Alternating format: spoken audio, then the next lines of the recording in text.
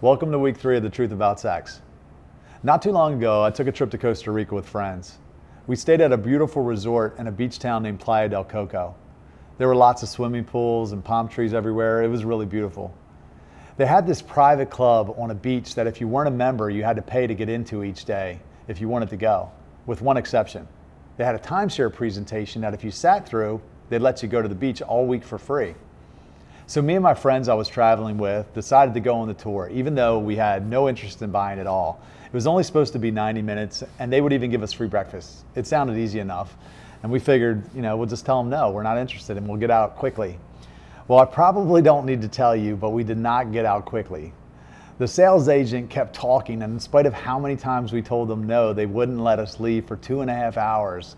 It was the worst experience ever. They kept passing us off to supervisors and trying to trap us into buying with questions we had answered earlier. I would have paid double to go to that beach and not have had to sit through that in hindsight. In the book, I write about something called the sex trap.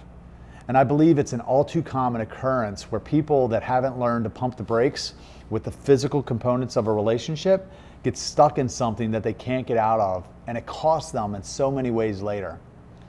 One of the things that I reference in my book is the last relationship I was in, and how even though we had broken up several times, we kept getting back together. The sex blinded me to all the deeper problems because we were meeting each other's basic needs and wants, so there was no sense of urgency to see if we were going anywhere. The sex was good, but overall our relationship wasn't.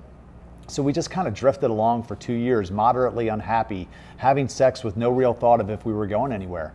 It was only when I made the decision to stop having sex and I had a very intentional conversation with my then girlfriend to either get married, at which point we would start having sex again, or break up once and for all, that we were able to gain the clarity that we needed to see if we could make it work long term. This is such an important point that I want to stop here for a moment. I want to make sure I explain this clearly. Some of you out there are in physical relationships with people that you're not married to, maybe that you're not even in a committed relationship with. And maybe you're thinking it's too late because you're already having sex. Well, it isn't too late. The best way to audit your relationship to see if it's progressing or if you should just cut your losses and move on is to stop having sex. Have a talk with your partner like I did and tell them that you'd like to know if you are in love or if you're built to last or however you want to phrase it. And the way that you're going to do it is you're going to stop having sex. If you both become convinced that you're in love, then you should get married, in which case you can have all the sex. But on the flip side, if you become convinced that you aren't in love, you should break up and stop wasting each other's time. I don't even understand how anyone can argue against this. If you are sure you're in love, get married. If they object, I would be asking myself why. I believe one of the main purposes of marriage is to help people evaluate their real feelings before having sex so they don't get comfortable and drift into a relationship with the wrong person. I think many people today, and even some of the people watching this, won't make that same decision because they're too afraid to find out the truth. They are afraid the other person will leave them if they stop having sex. Well, if they do, that just means they weren't really in love in the first place. Do you honestly want to spend the rest of your life with a person that really isn't in love with you?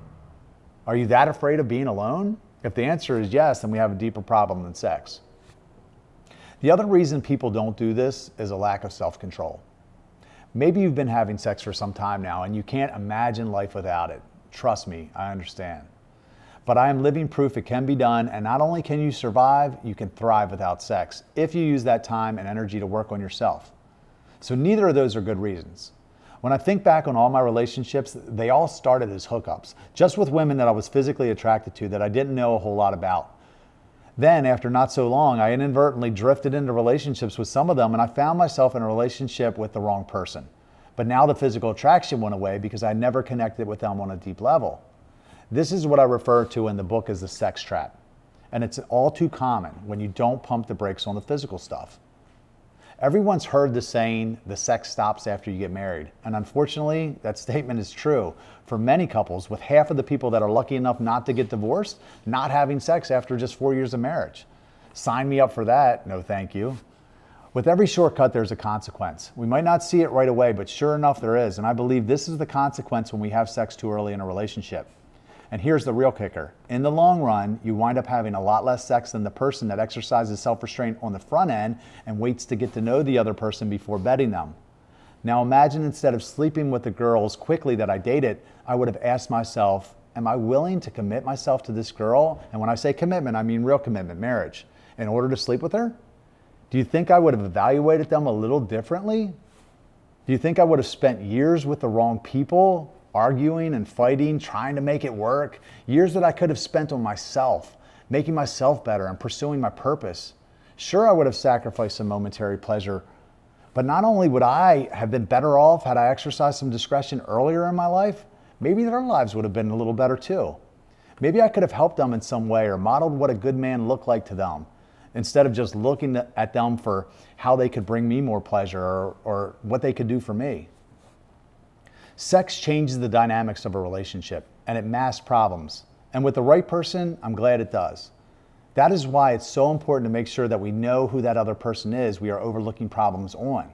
Maybe the red flags are legitimate and we are just ignoring them because of the sex. In all my past relationships, I would evaluate from a pretty superficial list of qualities to choose women to date.